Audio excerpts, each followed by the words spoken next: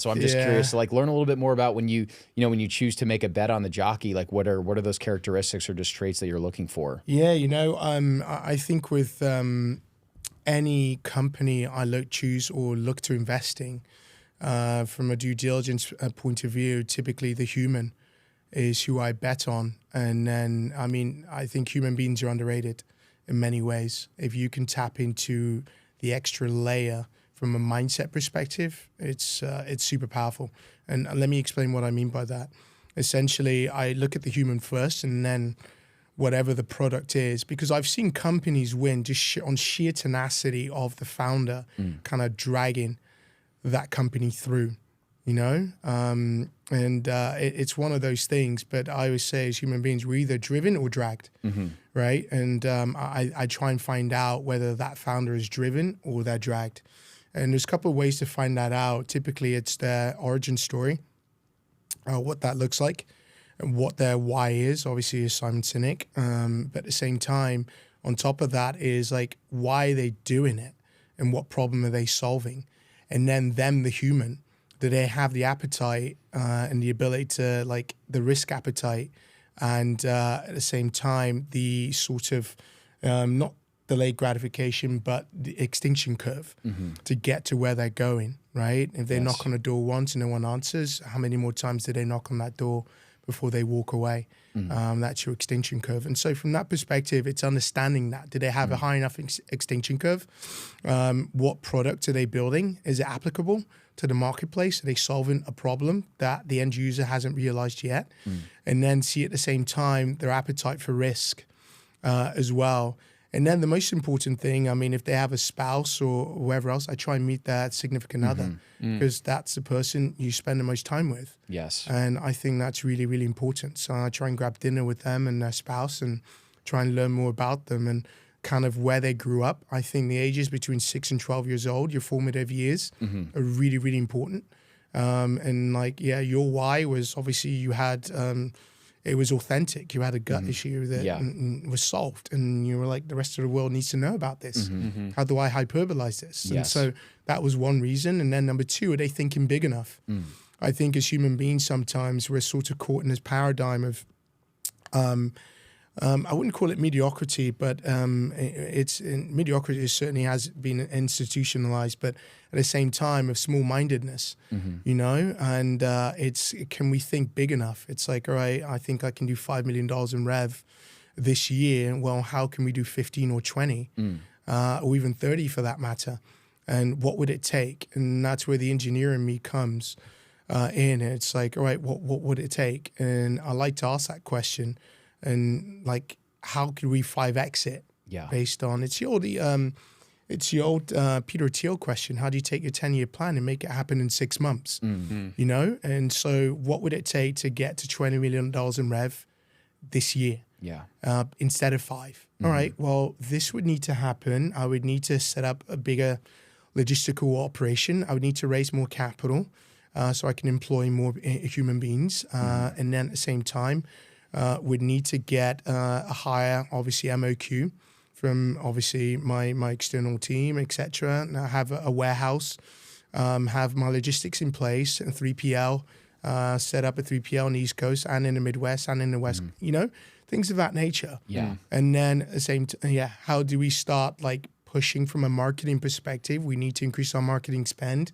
We need to have this amount of I'm a big believer, just numbers don't lie. Getting it down to binaries, that bite-size numbers that you can kind of see it and see the attribution of growth over the course of time. And so if that answer is compelling enough, which for both of you, obviously it was. So then that we're halfway there. And then after that, it's a product. Right? Does it actually taste good? And what is the iteration over the course of time and kind of the map? How are they deploying a scholastic approach and collecting academia so they can iterate and kind of scale. So Is there any solution for small-mindedness? Like, do you think there's a way, or like, are you born that way? Because I find myself, and I think people describe me as someone who's like, maybe like too much of like the opposite of it, where Yeah. it's like, yeah, we can do anything. Let's go to Mars. But then there's like people who are just like focused on these small opportunities or ants. And Yeah. Solution is proximity drives Mm. influence. Get in the right rooms. Mm-hmm. And sometimes you don't know, again, if you're the smartest person in your circle of friends, like literally go, I like to be not the smartest person, especially depending on the industry I'm in. You know, a lot of my knowledge base is self-taught, whether it's through podcasts or it's through books or anything of that nature, but getting in the right rooms around the people you want to be like. Surround yourself with them and look at the verbiage they use and the way they think. They don't think literally, they think in moments, they think in weeks. Like, how can we get this done by next week versus 6 months' time? Yeah. It's speed, you know? And it's one of those things that, like, perfection is the enemy of speed. And Yes. from that nature, it's like moving quickly, because in life's too short. As I referenced through Einstein's dreams, it's like I want to be as good as possible in a short amount of time Yes. allocated to me.